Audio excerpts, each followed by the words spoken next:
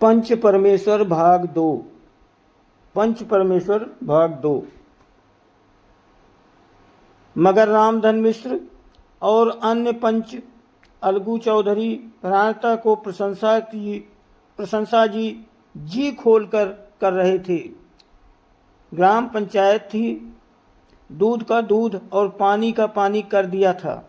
दोस्ती दोस्ती की जगह है, किंतु धर्म का पालन करना मुख्य है। ऐसे ही सत्यवादियों के बल पर पृथ्वी ठहरी है, नहीं तो वो कब की रसातल को चली जाती। इस फैसले ने अलगू और जुम्मन की दोस्ती की जड़ हिला दी। अब वे साथ साथ बातें करते नहीं दिखाई देते। इतना पुराना मित्रता रूपी वृक्ष सत्य का एक झोंका भी न सह सका। सचमुच वो बालू की ही जमीन पर खड़ा था। उनमें अब शिष्टाचार का अधिक व्यवहार होने लगा। एक दूसरे की आवभगत ज्यादा करने लगा। वे मिलते जुलते थे, मगर उसी तरह जैसे तलवार से ढाल मिलती है। जुम्मन के चित्त में मित्र की कुटिलता आठों पैर खटका करती थी। उसे हर घड़ी यही चिंता रहती थी कि किसी तरह बदला लेने का अवसर मिले। अच्छे कामों की सिद्धि में बड़ी देर लग जाती है, पर बुरे कामों की सिद्धि में ये बात नहीं होती। जुम्मन को भी बदला लेने का अवसर जल्द ही मिल गया। पिछले साल अलगू चौधरी बटेसर से बैलों की एक बहुत अच्छी जोड़ी मोल लेकर आए थे। बैल पछाही जात के सुंदर थे। पछाही का मतलब हरियाणवी जात के थे। बड़े बड़े सींगों वाले थे। महीनों तक आसपास के गांव के लोग दर्शन करते रहे। दैवी योग से जुम्मन की पंचायत के 1 महीने के बाद इस जोड़ी का एक बैल मर गया। जुम्मन ने दोस्तों से कहा, ये दगाबाजी की सजा है। इंसान सब्र भले ही कर सक जाए, पर खुदा नेक बद सब देखता है। अलगू को संदेह हुआ कि जुम्मन ने बैल को विष दिया। चौधराइन ने भी जुम्मन पर ही इस दुर्घटना का दोषारोपण किया। उसने कहा, जुम्मन ने कुछ कर करा दिया है। चौधराइन और करीमन में इस विषय पर एक दिन खूब बहस हुई। दोनों देवियों ने शब्द बाहुल्य की नदी बहा दी। वक्तोक्ति, अन्योक्ति और उपमा आदि अलंकारों में बातें हुई। जुम्मन ने किसी तरह शांति स्थापित की। उन्होंने अपनी पत्नी को डांट डपट कर समझा दिया। वो उसे उस रणभूमि से हटा भी ले गए। उधर अलगू चौधरी ने समझाने बुझाने का काम अपने तर्कपूर्ण सोटे से किया। अब अकेला बैल किस काम का। उसका जोड़ बहुत ढूंढा, पर न मिला। निदान ये सलाह ठहरी कि इसे बेच डालना चाहिए। गांव में एक समझू साहू थे। वो इक्का गाड़ी ही हाँकते थे। गांव के गुड़ घी लाद कर मंडी ले जाते थे। मंडी से तेल नमक भर लाते और गांव में बेचते। इस बैल कर उनका मन लहराया। उन्होंने सोचा, ये बैल हाथ लगे तो दिन भर में बेखटके 3 खेप लग जाएंगी। आजकल तो एक ही खेप लगती है। पले बड़े बैल देखा, गाड़ी में दौड़ाया, बाल भारी पहचान कराई, तोल मोल किया और उसे लाकर द्वार पर भी बांध दिया। 1 महीने में दाम चुकाने का वादा ठहरा। चौधरी को भी गरज थी ही, घाटे की परवाह न की। समझू साहू ने नया बैल पाया तो लगे उसे रगेड़ने। वो दिन में 3-3 4-4 खेपें करने लगे। न चारे की फिक्र पाई न पानी की, बस खेपों से काम था। मंडी ले गए, वहाँ कुछ सूखा भूसा सा अनमने से डाल दिया। बेचारा जानवर अभी दम भी न लेने पाया था कि फिर जोत दिया। अलगू चौधरी के घर था तो चैन की बंसी बजती थी। बैल राम छठे क्षमा में जोते जाते थे। खूब उछलते कूदते थे, घास चरते थे, बाग में चले जाते थे। वहाँ बैल राम का रातिब था। साफ पानी, दली हुई अरहर की दाल और भूसे के साथ खली, और यही नहीं, कभी कभी घी का स्वाद भी चखने को मिल जाता था। शाम सवेरे नहलाया जाता था, पोंछता था, सहलाता था। कहाँ से आठों पैर उसकी सेवा करते थे, और कहीं खपत भी ज़्यादा नहीं थी। महीने भर में ही वो पिस बिसा गया। इक्के का जुआ देखते ही उसका लहू लुहान कंधा हो गया था। एक एक पग चलना दूभर था, हड्डियां निकल आई थी, पर था वो पानीदार। मार की बर्दाश्त न थी। एक दिन चौथी खेप में साहू जी ने दूना बोझा लादा। दिन भर का थका जानवर, पैर न उठते थे, पर साहू जी कोड़े फटकारने लगे।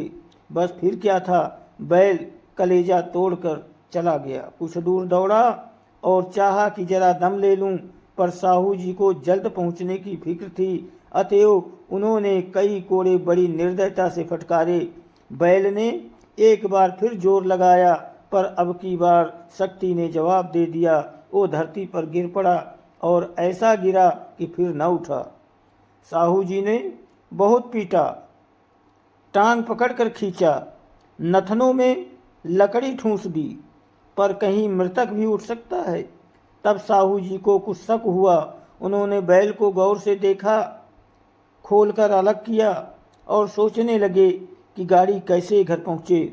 बहुत चीखे चिल्लाए, पर देहात का रास्ता बच्चों की आँख की तरह सांझ होते ही बंद हो जाता है।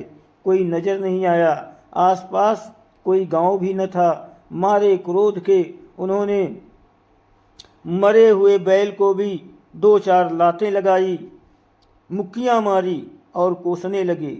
अभागे, तुझे यहीं मरना था, यहीं पहुंचकर आधे रास्ते में मरना था। और मरता तो शुरू बाजार में मर जाता, घर पहुंचकर मर जाता, ससुरा बीच में ही मर गया। अब गाड़ी कौन खींचे। इस तरह साहू जी खूब जले भुने। कई बार गुड़ और कई पीपे घी उन्होंने बेचे थे। 200-250 रुपये कमर में बंधे थे। इसके सिवा गाड़ी पर कई बोरे नमक था, अतएव छोड़कर जा भी नहीं सकते थे। लाचार बेचारे गाड़ी पर ही लेट गए। वहीं रत जगह करने की ठान ली। चिलम्पी गाया, फिर हुक्का पिया। इस तरह शाह जी आधी रात तक नींद को सहलाते रहे और बैल पर मुक्कियाँ मारते रहे। कभी लात मारते तो कभी मुक्की। जान तो थी नहीं, जागते थे तो रात कैसे बीते। थैली थी, उसको नीचे छिपा दिया। उधर देखा तो कई कनस्तर तेल भी नदारत था। चोर पड़ गए थे। अफसोस में बेचारे सिर पीट लिया, पछाड़ खाने लगे। प्रातःकाल रोते बिलखते घर पहुँचे। सवाइन ने जब ये बुरी सुनी तब पहले तो रोई, फिर अलगू चौधरी को गालियां देने लगी। निगोड़े ने ऐसा कुलच्छनी बैल दिया कि जन्म भर की कमाई लुट गई। इस घटना को हुए कई महीने बीत गए। अलगू जब अपने बैल के दाम मांगने, साहू और सहुआइन दोनों ही झल्लाए हुए कुत्ते की तरह चढ़ बैठते और अंड बंड बकने लगते। वाह, यहाँ तो सारे जन्म की कमाई लुट गई, सत्यानाश हो गया, और इन्हें दामों की पड़ी है। मुर्दा बैल दिया था, उस पर दाम मांगने चले आए। आंखों में धूल झोंक दी। सत्यानाशी बैल गले बांध दिया। हमें निरा पोंगा ही समझ लिया है। हम भी बनिए के बच्चे हैं, ऐसे बुद्धू कहीं और होंगे। पहले जाकर किसी गड्ढे में मुंह धो लो और धोकर आओ, तब दाम लेना। बैल खोल ले आओ। इसके दूसरे बैल जो लेके आया उसको खोलो। महीना भर के बदले अब क्या लोगे। चौधरी के अशुभ चिंतकों की कमी न थी। ऐसे अवसरों पर वे एक बारगी चढ़ दौड़े और सहुआइन की मदद करने लगे, उसकी पुष्टि करते, परंतु 150 हाथ से जाना नहीं देना चाहते थे। आसान न था। एक बार भी वो गरम पड़े। साहू जी बिगड़कर लाठी ढूंढने से घर चले गए। अब सहुआइन ने मैदान लिया। प्रश्नोत्तर होते होते हाथापाई की नौबत आ गई। घर में घुसकर किवाड़ बंद कर लिए। गांव के भले मानस घर से निकाला। वो परामर्श देने लगे, इस तरह से काम न चले गया, पंचायत कर लो, कुछ तय हो जाए, उसे स्वीकार कर लो। साहू जी राजी हो गए। अलगू ने भी हामी भर ली। पंचायत की तैयारियां होने लगी। दोनों पक्षों ने अपने अपने दल बनाने शुरू किए। इसके बाद तीसरे दिन उसी वृक्ष के नीचे पंचायत बैठी। वही संध्या का समय था। खेतों में कौवे पंचायत कर रहे थे। विवादग्रस्त विषय था ये कि मटर की फलियां पर उनका कोई स्वत्व है या नहीं, और जब तक ये प्रश्न हल न हो जाए तब तक वे रखवाले की प्रसन्नता अप्रसन्नता प्रकट नहीं करना चाहते थे, आवश्यकता समझते थे। पंचायत बैठी सुखमंडली में वो प्रश्न छिड़ा हुआ था, मनुष्यों को उन्हें बेसुरौतब कहने का क्या अधिकार है जब उन्हें स्वयं अपने मित्रों से दगा करने में भी संकोच नहीं होता। पंचायत बैठ गई तो रामधन मिश्र ने कहा, अब देरी क्या है, पंचों का चुनाव हो जाना चाहिए। बोलो चौधरी, किस किस को पंच बत्ते हो? अलगू ने दीन भाव से कहा। समझू साहू ही चुन लें। समझू खड़े हुए और कर बोले, मेरी ओर से जुम्मन शेख। जुम्मन का नाम सुनते ही अलगू चौधरी का कलेजा धक धक करने लगा, मानो किसी ने अचानक थप्पड़ मार दिया हो। रामधन अलगू के मित्र थे, वो बात को ताड़ गए। पूछा, क्यों चौधरी, तुम्हें और कोई नहीं मिला? इनसे कहा सुनी हुई तो तुमने अलगू को बना लिया, जुम्मन को बना लिया। अलगू तुम्हें मंजूर है? नहीं, जैसा सेठ समझें। साहू आप बता दें, मुझे क्या उज्र होगा? अपने यथोचित व्यवहारों का सुधारक होता है। जब हम राह भूलकर भटकने लगते हैं तब यही ज्ञान हमारा विश्वसनीय पथ प्रदर्शक बन जाता है। पत्र संपादक अपनी शांति कुटी में बैठा हुआ कितनी धृष्टता और स्वतंत्रता के साथ अपनी प्रबल लेखनी से मंत्रिमंडल पर आक्रमण करता है, परंतु ऐसे अवसर आते हैं जब वो स्वयं मंत्रिमंडल में सम्मिलित होता है। मंडल के भवन में पग धरते ही उसकी लेखनी कितनी मर्मज्ञ, कितनी विचारशील, कितनी न्यायपरायण हो जाती है। उत्तरदायित्व का ज्ञान आ जाता है। नवयुवक युवावस्था में होता है, माता पिता उसकी ओर से कितने चिंतित रहते हैं, वे उसे कुल कलंक समझते हैं, परंतु थोड़े समय में परिवार का बोझ सिर पर पड़ते ही वो अव्यय स्थिति में चित्त उन्मत्त युवक कितना धैर्यशील, कितना शांत प्रिय हो जाता है। ये भी उत्तरदायित्व के ज्ञान का फल है। जुम्मन शेख के मन में से सरपंच का उच्च स्थान ग्रहण करते ही अपनी जिम्मेदारी का भाव पैदा हुआ। उसने सोचा, इस वक्त न्याय और धर्म के सर्वोच्च आसन पर बैठा हूँ।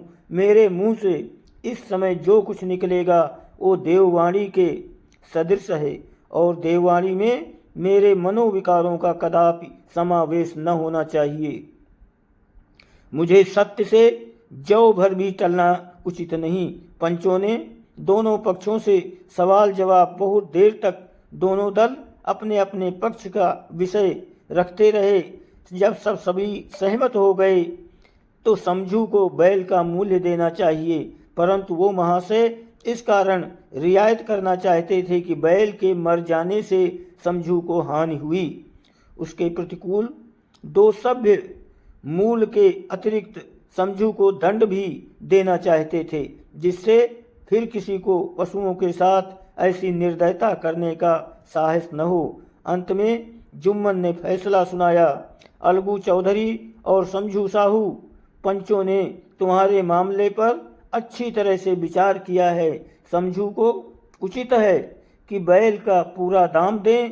जिस वक्त उन्होंने बैल लिया उसे कोई बीमारी न थी। अगर उसी समय दाम दे दिए जाते तो आज समझू उसे फेर लेने का आग्रह न करते।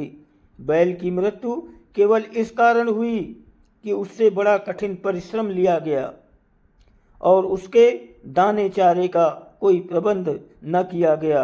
रामधन मिश्र बोले, समझू ने बैल को जानबूझकर मारा है, अतएव उससे दंड लेना चाहिए।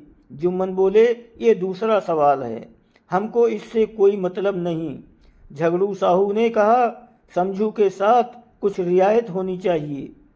जुम्मन बोले, ये अलगू चौधरी की इच्छा है, रियायत करें या न करें तो उनकी भलमानसी। अलगू चौधरी ने कहा। वो उठ खड़े हुए और जोर से बोले, पंच परमेश्वर की जय। इसके साथ ही चारों ओर से प्रतिध्वनि हुई पंच परमेश्वर की जय। ये मनुष्य का काम नहीं, पंच में परमेश्वर वास करते हैं, ये उन्हीं की महिमा है। पंच के सामने खोटे को कौन खरा कह सकता है। थोड़ी देर बाद जुम्मन अलगू के पास आए और उनके गले लिपट गए।